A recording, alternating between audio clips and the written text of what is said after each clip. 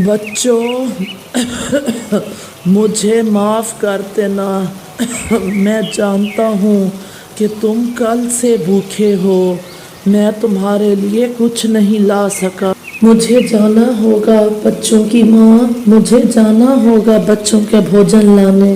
क्या हो गया कि अगर आप बीमार हो गए? आपने हमेशा हमारी सारी ज़रूरतें पूरी की हैं। अब जब तक आप बीमार हैं भोजन मैं लाया करूँगी। बाहर तेज़ हवा है और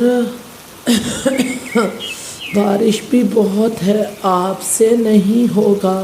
एक माँ अपने बच्चों के लिए सब कर सकती है। बच्चों, अपने पापा का ख्याल रखना, मैं भोजन लाने जा रही हूँ। मम्मा जल्दी आना, हम आपका इंतज़ार करेंगे। फिर मम्मा चिड़िया अपनी टोकरी उठाती है और बारिश में वो भोजन के लिए निकलती है। बारिश और हवा बहुत तेज थे। चिड़िया वापस चली जाओ, मैं उसी दिशा से आ रहा हूँ। उस दिशा में ना तो दाना है ना कोई फल। तोते भैया, फिर आप ही बताइए मुझे कहाँ जाना होगा? मेरे बच्चे भूखे हैं और मेरा पति कल से बीमार है। ऐसी बारिश में दाना मिलना बहुत मुश्किल है, सब मरेंगे, सब भूख से मर जाएंगे। तोता ये सब कह के वहाँ से उड़ जाता है। तोता अपने दिशा में उड़ता है, लेकिन मम्मा चिड़िया हिम्मत नहीं हारती, वो फिर से उड़ती है। तूफान होने के कारण वो लड़खड़ाती है, वो गिरती उड़ती है, लेकिन वो हिम्मत नहीं हारती। उड़ते उड़ते वो किसान की बस्ती में पहुँच जाती है। किसान की पत्नी अपने बच्चों के लिए खाना बना रही थी। वो बांस के छपड़े के नीचे बैठी हुई थी। चिड़िया वहाँ चली जाती है। माँ जी, मेरे बच्चे भूखे हैं और बहुत तेज़ बारिश है। घर में खाने को कोई चीज़ नहीं है, कृपया करके मुझे कुछ खाने का दें। चिड़िया, मैं एक माँ हूँ और मैं जानती हूँ कि बच्चों का दर्द क्या होता है। एक माँ कैसे अपने बच्चों को भूखा देख सकती है। लाओ, अपनी टोकरी मुझे दो। फिर किसान की पत्नी चिड़िया से वो टोकरी लेके अंदर जाती है और फिर उसमें कुछ चीज़ें रख के वहाँ से वापस आती है। वो चिड़िया के लिए बहुत सा सामान लाती है। एक रोटी का टुकड़ा, कुछ दाने और एक फल मैंने इसमें रख दिया है। जाओ जाके अपने बच्चों का पेट भरो और जो बच जाए वो पड़ोसियों को दे देना, पड़ोसियों की भी मदद कर देना। चिड़िया के देख के बहुत खुश होती है और वो किसान की पत्नी का धन्यवाद करके वहाँ से उड़ जाती है। वो अपनी भरी हुई टोकरी को लेके बारिश के मौसम में वापस जंगल जाती है और फिर अपने घर जाती है। मैं ले आई, मैं अपने बच्चों के लिए दाना ले आई।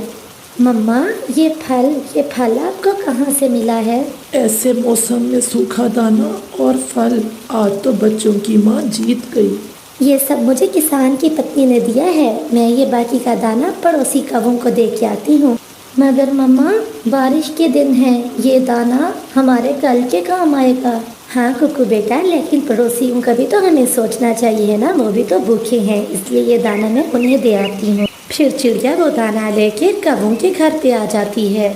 चिड़िया, मैं तो बहुत भूखी थी, ये दाना देख के दिल को सुकून मिल गया। चिड़िया, मैंने तो सुना है इंसान बहुत बुरे होते हैं, पक्षियों को हमेशा बहुत नुकसान पहुंचाते हैं। नहीं कवे भैया, इंसान बहुत अच्छे भी होते हैं। किसान की बीवी ने मुझे एक फल, सूखा दाना और रोटी का एक टुकड़ा दिया। अच्छा, अब मैं जाती हूँ, मेरे बच्चे मेरा इंतज़ार कर रहे होंगे। फिर मम्मा चिड़िया वहाँ से चली जाती है। कालू, चिड़िया की बच्ची रोटी और फल खुद खा गई और हमें देने आई सूखा दाना। जो मिला है उसे खा लो, ये सूखा दाना मरने से अच्छा है। पेट भरो अपना पेट। फिर कालू और गौरी वो सूखा दाना खा लेते हैं। दूसरे दिन गौरी कालू से कहती है, कालू जी, क्यों ना हम कुछ ऐसा करें कि जिससे ये चिड़िया किसान की पत्नी की नज़र में बुरी बन जाए और वो दाना और फल हमें देने लगे। उसके लिए हमें कुछ न कुछ करना होगा।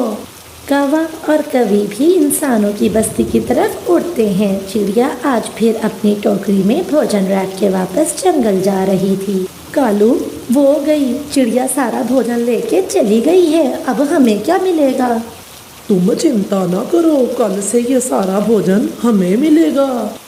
कौवा और कवि फिर से उड़ते हैं। वो किसान के घर जाके छत पे बैठ जाते हैं।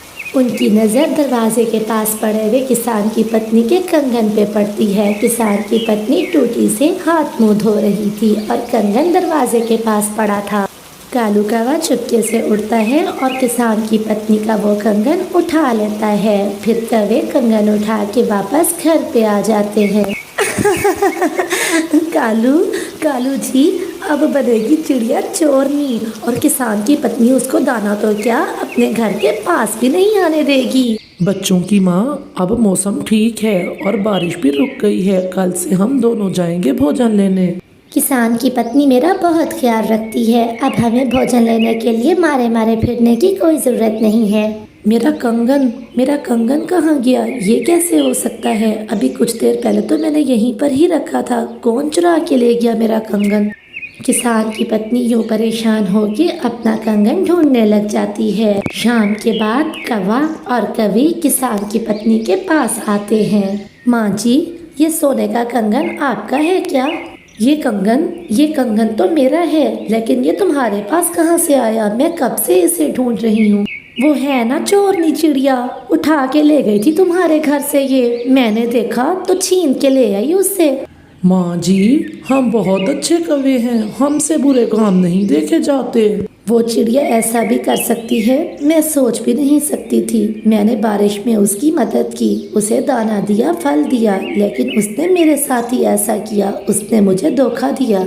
कल अगर वो यहाँ आए तो उसे भगा देना, लेकिन माँ जी उसके आगे मेरा नाम ना लेना। जैसी भी है तो पड़ोसन ही पड़ोसन है वो मेरी।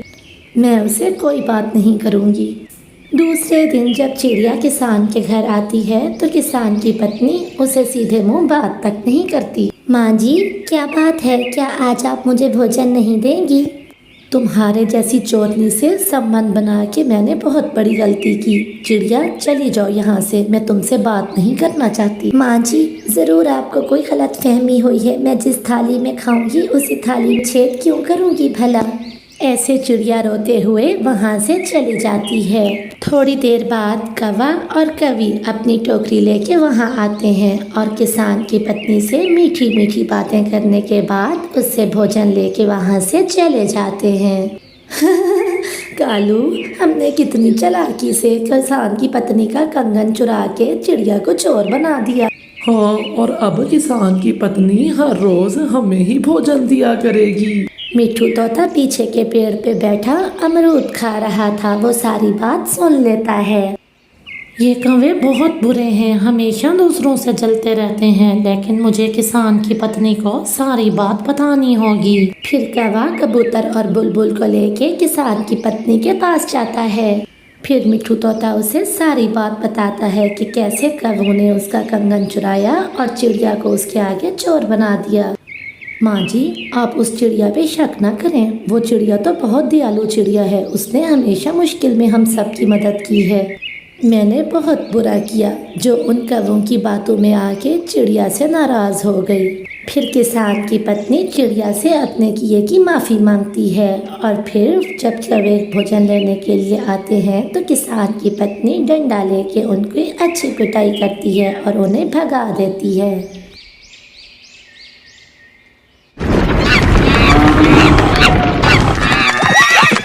पूरे जंगल में भगदड़ मची थी। सभी जानवर और पक्षी अपनी अपनी जान बचाने में लगे थे। सभी ही भाग रहे थे क्योंकि जंगल में कहीं से कोई शेर आ निकला था जो सभी का ही शिकार कर रहा था। जानवर तो जानवर, पक्षी भी उसके गजब से बच न सकते थे।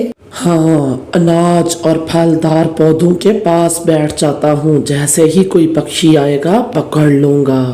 कालू भैया, गौरी बहन और मिट्ठू भैया, कुछ न कुछ तो हमें करना ही होगा। जैसे बेचारी सोनी कवि अब विधवा हो गई, हमारे बच्चों की भी तो जान को खतरा है और हमारे भी। सोनी बहन, तुम फिक्र ना करो। मैं तुम्हारा जीजा नहीं, मैं तुम्हारा भाई हूँ। भाई, तुम मेरे घर में ही रहोगी अब से। बाकी रहा उस शेर का मसला, तो वो तो एक बड़ा मसला है। मैं भी सोच रहा हूँ कि अब क्या होगा। मेरी बहन तो विधवा हो गई, अब उसके पति तो वापस आने से रहे, लेकिन अब ये बताओ कि हम क्या करेंगे? भोजन कैसे ढूंढेंगे? ऊपर के पेड़ों पे तो अब फल रहे नहीं। सूखा दाना लेने के लिए या नीचे के पेड़ों से फल सब्जी लेने के लिए हमें नीचे उतरना होता है। हाँ, और नीचे जैसे ही उतरो वो शेर पकड़ लेता है। वो छुप के बैठता है झाड़ियों में। वो पक्षियों पे भी नजर रखता है। जैसे मेरे पति को उसने मार डाला, खा गया मेरे पति को, वो खा गया। उस शेर की दहशत तो जानवर पक्षियों पे भी इतनी थी कि अगर पक्षी कभी उड़ के जा रहे होते अपना दाना ढूंढने, जैसे ही सरसराहट होती तो वो ऊंचे पेड़ों में पत्तों के पीछे छुप जाया करते। इसी तरह से कुछ दिन बीत जाते हैं। अब ऊपर के पेड़ों पे बिल्कुल ही कुछ नहीं मिलता था। मम्मा मम्मा मुझे कुछ ला दो, मुझे भूख लगी है। मम्मा मुझे कुछ दो ना। जा जग्गू चुप कर जा, तेरे पापा गए हैं ऊपर के पेड़ों पे, तो तुझे पता है कुछ अब मिलता ही नहीं, सब खत्म हो गया। नीचे वो शेर नहीं आने देता, चुप कर जा। भूख लगी है मम्मा, भूख लगी है, दाना दो। मम्मा प्यारी मम्मा, मुझसे भूख और सहन नहीं होती, मुझे भोजन ला के दें जहाँ से भी करें। हाँ मेरी बेटी तुम सच कह रही हो, कल से भी तो तुमने कुछ नहीं खाया, जो दाना घर में था वो भी खत्म हो गया। मैं चाहती हूँ आप दरवाजा बंद कर लें। चिड़िया वहाँ से सीधा कालू कौवा और गोरी कवि के घर चली जाती है। कालू भैया मैं भोजन की खोज के लिए जा रही हूँ, अगर कुछ मिला तो जग्गू के लिए भी ले आऊंगी, और अगर मैं ना लौटूं तो मेरी गुड़िया आपके पास अमानत है, उसका ख्याल रखना। बस इतना ही कह के पारो चिड़िया वहाँ से चली जाती है। वो भोजन की तलाश में बहुत दूर उड़ती है। दूर जाके उसे एक छोटा सा पौधा मिलता है जिसपे आम लगे हुए थे। पौधा यूं तो बहुत छोटा था लेकिन आमों से लदा हुआ था। चिड़िया जैसे ही आके बैठती है, पीछे से शेर झपट्टा मार लेता है। छोड़ दो, मुझे छोड़ दो, मेरी गुड़िया भूखी है, मुझे अपनी बच्ची के पास जाने दो, मुझे उसके लिए भोजन लेके जाने दो। मैं वैसे भी इतनी छोटी हूँ, तुम्हारा पेट नहीं भरेगा। यही छोटे पक्षी और जानवर तो मेरे हथे आते हैं, बड़े तो भाग जाते हैं। आखिर मैं बूढ़ा जो हो गया हूँ, तुम्हें छोड़ दिया तो मैं क्या खाऊंगा। दूसरी तरफ जंगल के उस इलाके के कुछ पक्षी डंडा लेके शेर का पीछा कर रहे होते हैं। वो जैसे ही शेर को देखते हैं, डंडों के साथ उस पर टूट पड़ते हैं। वो वार पे वार करते हैं। शेर बेहोश होने वाला होता है और वो चिड़िया को छुड़वा के वहां से ले जाते हैं। चिड़िया अपने घर तो आ गई थी लेकिन खौफ के कारण उसकी तबीयत खराब हो जाती है। मुझे माफ कर दे मम्मा, मुझे माफ कर दे, ना मैं आपको भोजन के लिए जिद करती और ना आपका ये हाल होता। खुद को दोष मत दो मेरी प्यारी बच्ची, भोजन तो आखिर लाना ही था, तुम्हारे लिए भी और अपने लिए भी। मेरी जान बच गई, यही भी बहुत है मेरी प्यारी बेटी। इसी तरह से कुछ दिन बीत जाते हैं और फिर एक सुबह तेज बारिश शुरू हो जाती है। बारिश तो 2 दिन तक जारी रहती है। बारिश इतनी तेज थी कि पक्षी अपने घरों से निकल भी नहीं सकते थे, लेकिन फिर भी क्या, आखिर भोजन तो खोज करना ही था ना। पक्षियों ने अपने बच्चों को जो खिलाना था। बस कौवा और रानो चिड़िया वहां से जाते हैं भोजन की खोज के लिए। वो बारिश में ही उड़े जा रहे होते हैं कि रास्ते में उसको शेर दिखाई देता है। तेज बारिश के कारण शेर बहुत बीमार हो गया था और वो चिल्ला रहा होता है। चिड़िया तुरंत उसके पास आ जाती है। शेर जी आपको क्या हो गया? आपको तो बहुत तेज बुखार है। मैं भूखा हूँ और मुझे बुखार भी है और मेरे पास रहने की भी जगह नहीं। आप परेशान ना हो शेर जी, यहीं पर एक गुफा है, मैं आपको वहाँ छोड़ आती हूँ। फिर चिड़िया अपने घर से उसके लिए गरम गरम सेवियां लेके आती है। शेर बहुत खुश हो जाता है।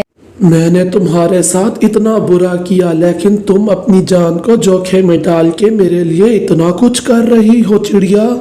शेर जी मेरी बड़ों ने मुझे ये सीख दी है कि कोई भी मुसीबत में हो तो हमें उसकी मदद करनी चाहिए, हमें सबके साथ भला करना चाहिए। सिर्फ तुम ही हो चिड़िया जिसने मेरे बारे में ऐसा सोचा। बाकी जवान शेरों ने मुझे अपने जंगल से भी निकाल दिया। मेरे परिवार ने भी मेरा ख्याल नहीं किया, उन्होंने भी मेरी परवाह नहीं की और मैं अपना जंगल छोड़ के यहाँ आ गया। इसीलिए मैं वैशी बन गया और मैं सभी पक्षी और सभी जानवरों को खाने लगा, पकड़ने लगा। अगर ऐसी बात है तो शेर जी आप हमारे महाराज क्यों नहीं बन जाते? हमें एक महाराज की जरूरत है। मैं ऐसा करती हूँ, आज ही पक्षियों से बात करती हूँ। आपको भी वचन देना होगा, आप एक अच्छे महाराज बन के जनता का ख्याल करेंगे और आप एक अच्छे शेर बन के रहेंगे। शेर को ये कहने के बाद चिड़िया वहाँ से उड़ती हुई चली जाती है। अगले दिन वो सभी ही पक्षियों को इकट्ठा करती है और उनसे बात करती है। इस तरह से पक्षियों हमें एक अच्छे महाराज मिल जाएंगे और उनको एक जंगल मिल जाएगा, अपना घर मिल जाएगा।